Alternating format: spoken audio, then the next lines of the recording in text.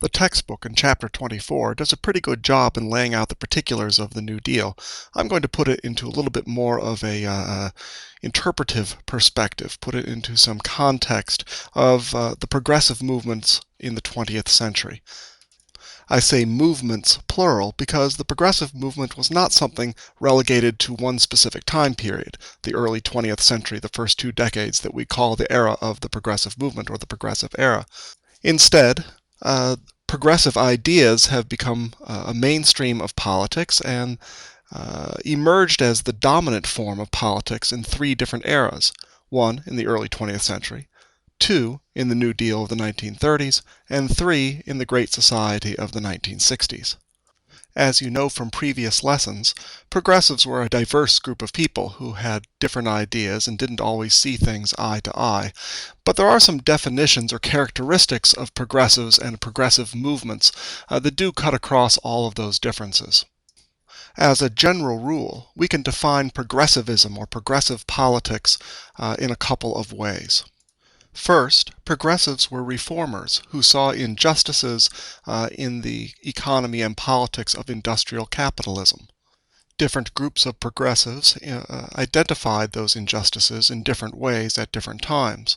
For the most part, however, progressive activists talked about the corruption in politics brought by industrial power, the unequal distribution of wealth created by industrial capitalism, the poverty, squalor, and exploitation of the working classes, and also racial injustice and exploitation. Second, as a remedy for those injustices, progressives called for an expansion of the power and scope of government at all levels, at the local level, the state level, and at the national level. Progressives called for the regulation of business in the name of the public interest. They called for legislation for workplace safety and the protection of working class people. And they called for the use of public resources, generally taxes, in support of the lives of the working poor. Progressives held a strong conception of the public and the public interest, and they believed that the public interest needed to be protected against the power of corporations. The first progressive movement ended just after the Great War, as progressives were disillusioned by the failure of the Senate to ratify the Treaty of Versailles and the Red Scare, which crushed the labor movement. All 3 presidential administrations of the 1920s, that of Warren Harding, Calvin Coolidge, and Herbert Hoover, all opposed progressive activism and called for little governmental regulation of business. The 1920s was an era of corporate capitalism, in which taxes were low, government spending was low, and regulatory laws went unenforced. These were all Republican Party administrations. The progressive movement had begun as a bipartisan affair, that is, progressives represented a minority wing of each of the main political parties. But the Republican Party had ousted its progressive wing in the 19-teens. Even that stalwart progressive Republican Robert La Follette had to run for president in 1924 as a member of the Progressive Party rather than as a Republican. Historians usually refer to Herbert Hoover as a business progressive. That is, he did not believe in laissez-faire economies. He believed that the economy had to be managed for the public good. But he believed that businesses themselves, corporations, could act together in cooperation with each other to regulate the economy. And Hoover did not want government to act in an adversarial role to business. In Hoover's vision, government would act as a guide for businesses to regulate themselves and to manage the economy on their own in the name of the public good. Hoover's critics always argued that Hoover was a little bit naive in thinking that corporate leaders would forego their own personal interests in favor of that of the public. Herbert Hoover had the great misfortune to be president in 1929 when the financial system in the United States and in the world economy as a whole collapsed. Hoover, of course, was not responsible for the collapse or the Great Depression that followed, but he was a very unpopular president nonetheless.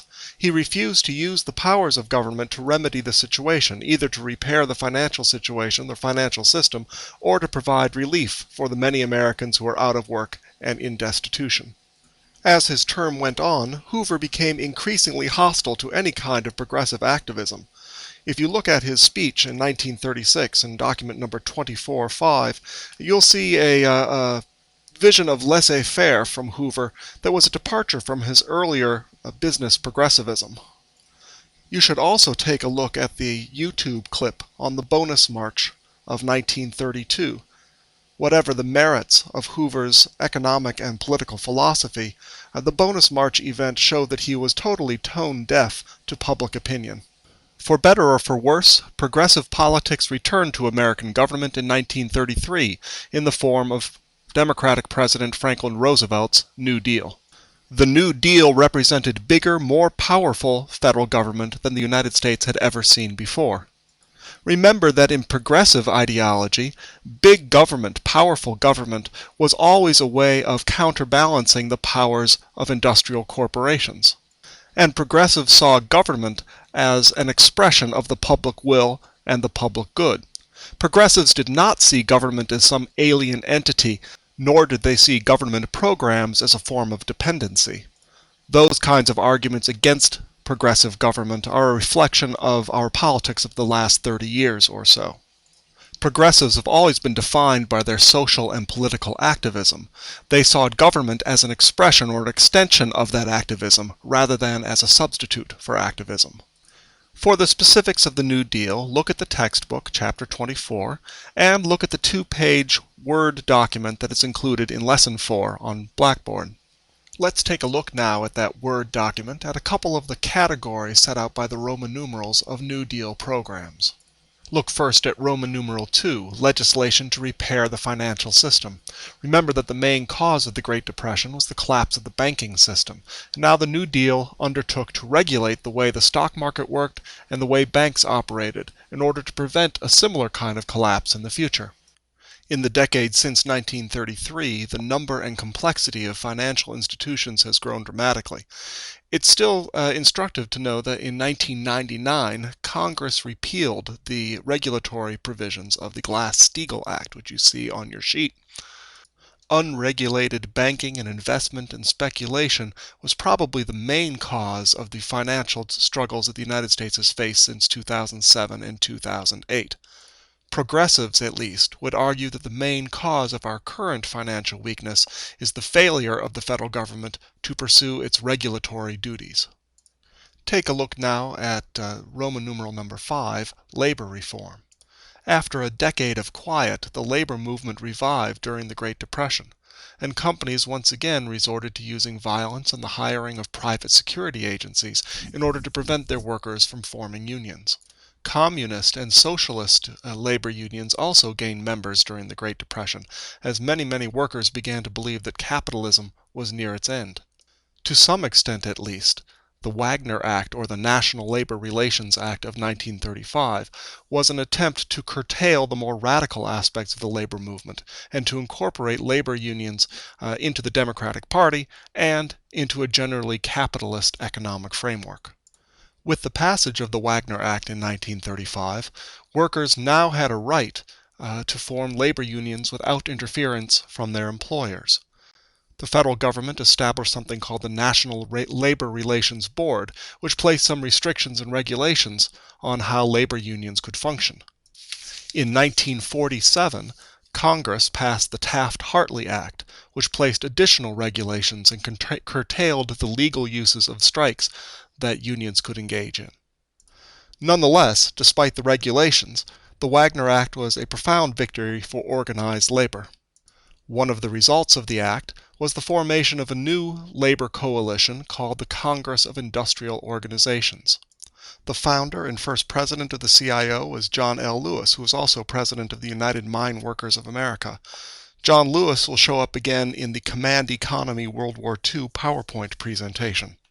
During the late 1930s, the CIO and industrial workers fought long, bitter, often violent struggles to bring union contracts to the mining industry, the steel industry, and the auto industry, often for the first time. Take a look at some of the YouTube videos that are linked on Blackboard to see some of the film footage from that era. Look closely at the other programs referred to on the Word document and in the textbook. Look at the jobs programs, represented by the Civilian Conservation Corps and the Works Progress Administration. The Social Security Act of 1935 has become the centerpiece of U.S. social legislation. Right now, it's not entirely clear as to how solvent the program will be in the foreseeable future. As for organized labor, unions are still protected by the National Labor Relations Board, though the NLRB's willingness to enforce those laws depends upon the politics of the day. Labor unions were probably at their strongest from the 1940s through the 1970s. Since the 1980s, however, labor unions have become significantly weaker. That's partially a result of their own corruption, and also a result of a concerted effort by the Republican Party and businesses in order to lower labor costs for business, and perhaps to weaken the Democratic Party. In a lot of ways, then, the progressive politics brought in by the New Deal of the 1930s is still with us today, strengthened again by the Great Society in the 1960s. Much of our politics today is a continued struggle over the progressive legacy of the 20th century. We are arguing now over the proper role of government in the economy and society, over the relative power of corporate entities and the power of the federal government, over taxes and spending, over all those elements that made the progressive era such a powerful force in U.S. history. Whatever way that these political struggles today turn out, it will have a fundamental impact on the way we live our lives.